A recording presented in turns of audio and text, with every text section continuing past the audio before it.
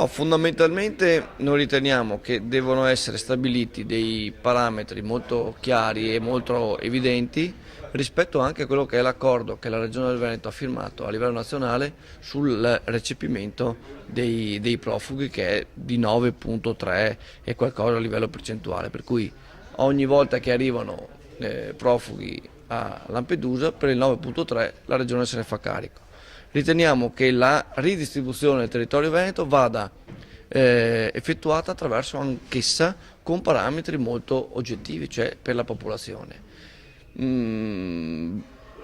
Riteniamo altresì esagerato l'individuazione di un centro regionale, perché francamente rischia di trasformarsi poi quasi in un centro permanente per tutta la molteplicità delle cause, non ultimo che non tutti i sindaci e non tutti i presidenti di provincia sono disponibili ad accogliere nel proprio territorio i profughi, e consideriamo ancora che la gestione della, ripeto, emergenza forse è un po' approssimativa, ma con una considerazione molto semplice. I profughi arrivano, non è un problema del Presidente Zaia o del PDL, arrivano a prescindere. Noi dobbiamo essere preparati a gestire questa emergenza. Fortunatamente oggi il numero è anche limitato, ridotto.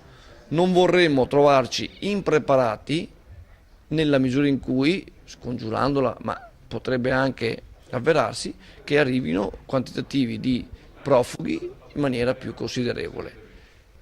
Se lei in riferimento mi dice il Presidente della provincia di Treviso, è chiaro che poi dopo può scattare l'effetto domino, che anche gli altri colleghi Presidenti di provincia potrebbero dire: ma perché Treviso deve essere porto franco rispetto ad altri? Noi riteniamo che in questa fase qua debbano necessariamente essere accantonati gli egoismi anche di carattere politico.